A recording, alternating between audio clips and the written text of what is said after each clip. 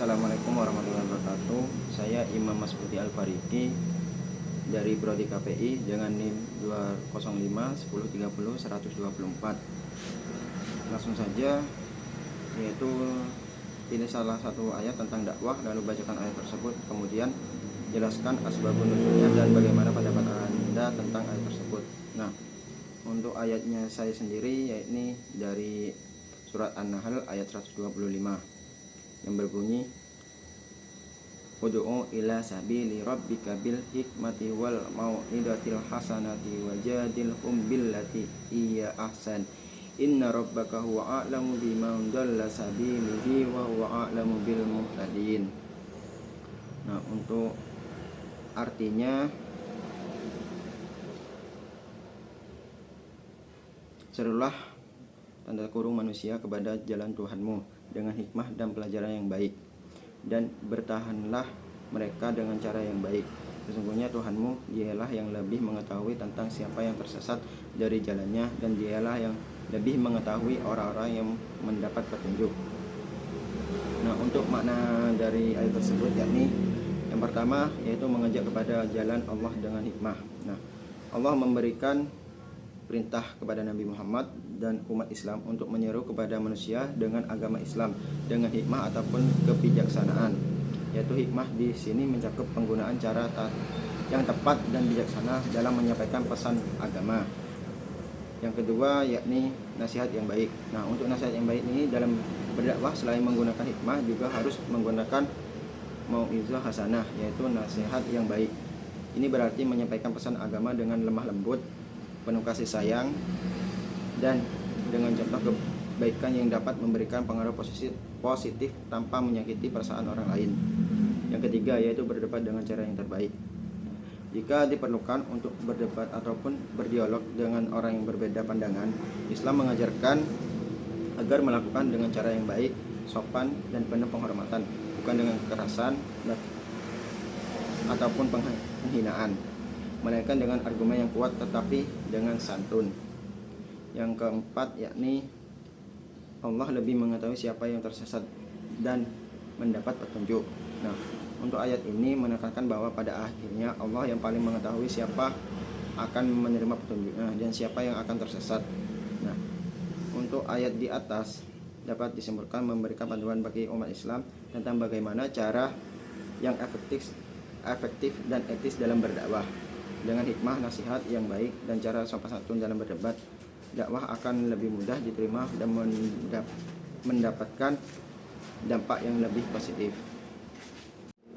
Untuk pertanyaan yang kedua yakni jelaskan apa yang Anda ketahui tentang dakwah dan komunikasi.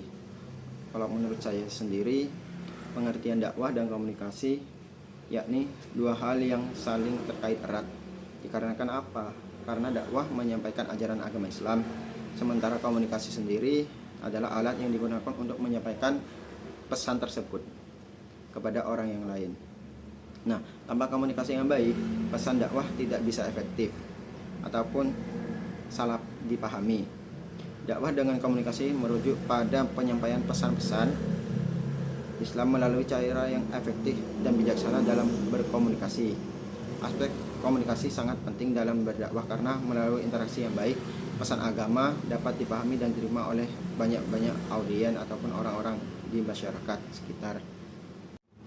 Yang ketiga yakni jelaskan pengalaman Anda saat masuk Prodi KPI, profesi seperti apa yang cita-cita setelah lulus nanti, dan alasan memilih profesi tersebut. Nah, untuk selama kuliah saya mempelajari banyak hal yang menarik, seperti cara berkomunikasi efektif, bagaimana media membentuk opini publik, serta pentingnya memahami halayak untuk audien. Saya juga mendapatkan banyak kesempatan untuk mengikuti berbagai kegiatan praktisi seperti magang di event organizer dan ikut serta dalam proyek riset komunikasi.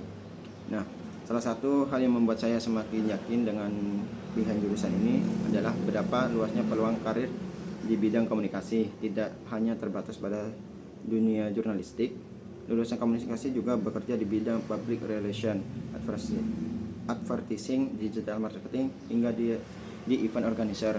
Nah, untuk yang dari kemarin yang banyak pengalaman yang saya dapat yaitu pas PPL, yaitu di event organizer. Di event organizer, di sana banyak pengalaman yang bisa saya ambil, bagaimana event organizer itu melakukan event dari awal sampai akhir. Itu saya banyak pengalaman yang di sana, sehingga sampai saat ini juga banyak job-job yang bisa saya ambil di event organizer, sehingga mungkin kedepannya semoga saya bisa mendalami tentang pekerjaan event organizer, sehingga semoga bisa membuat event organizer sendiri di daerah Jember ini ataupun di daerah luar kota. Amin. Untuk yang nomor 4, yakni dari urgensi prodi KPI saat ini.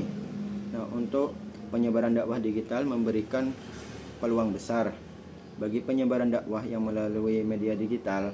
Lulusan KPI memiliki keterampilan dalam penyampaian pesan-pesan keagamaan secara efektif melalui berbagai platform media, baik melalui konten audiovisual, podcast, hingga media sosial yang mampu menjangkau audiensi yang lebih luas lagi. Mungkin itu saja yang bisa saya sampaikan.